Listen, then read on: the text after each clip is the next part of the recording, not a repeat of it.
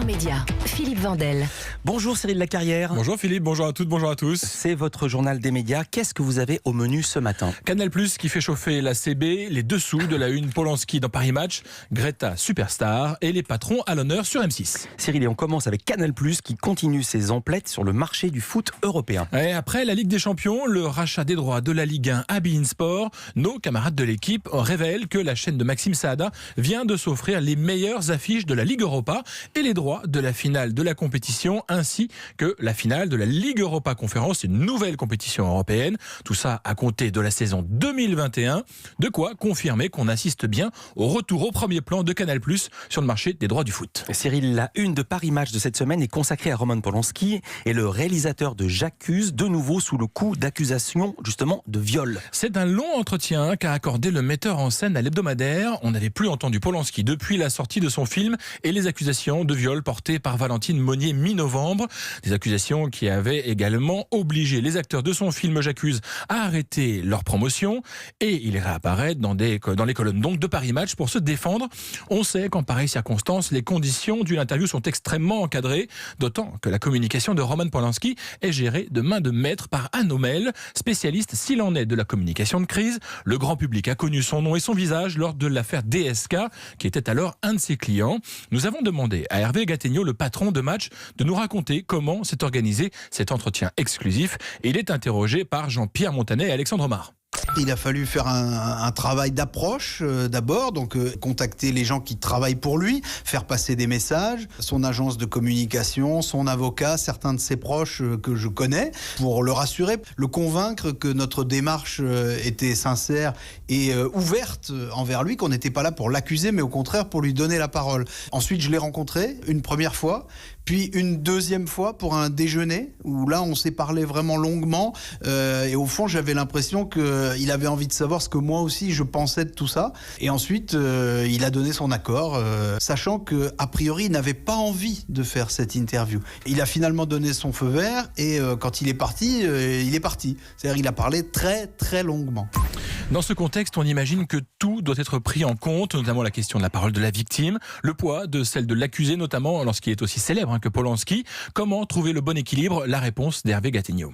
Je crois que les affaires d'abus sexuels, les affaires de violence sexuelle, de féminicide sont un phénomène utile. Ça fait du bien à la société qu'on puisse dire ces choses et qu'on puisse avancer. Néanmoins, c'est au fond comme les affaires de corruption dans les années 80 ou les affaires de pédophilie dans les années 90-2000.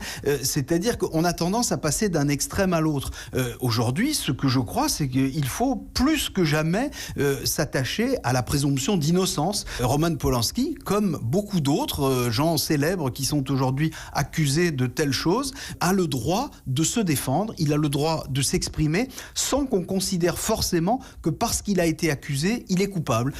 À chacun de se faire une opinion, et si vous voulez lire la version de Roman Polanski, c'est dans le Paris Match de cette semaine.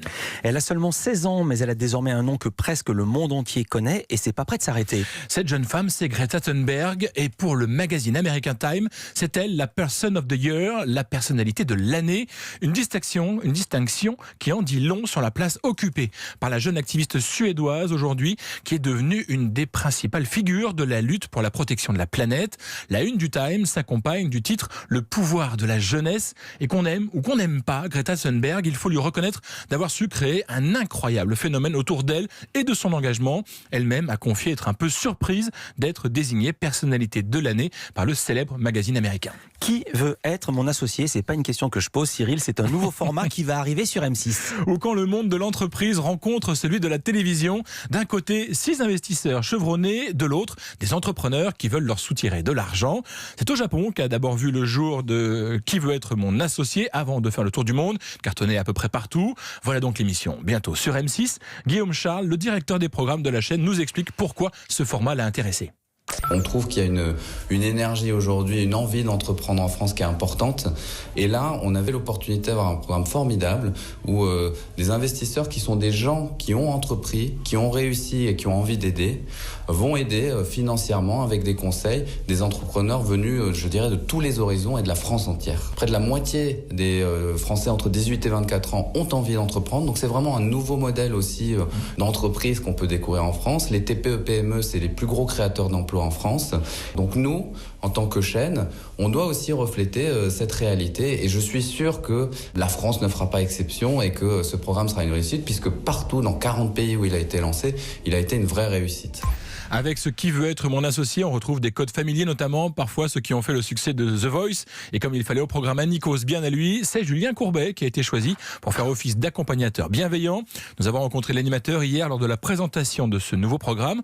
On voulait lui demander, à lui, le présentateur de Capital, ce qu'il pensait de proposer une émission de télé dans un pays où les patrons n'ont pas toujours bonne presse. C'est vrai que les patrons ne sont pas toujours bien vus. C'est vrai qu'aux États-Unis, quand quelqu'un réussit, on a tendance à dire c'est comme ça qu'il faut faire.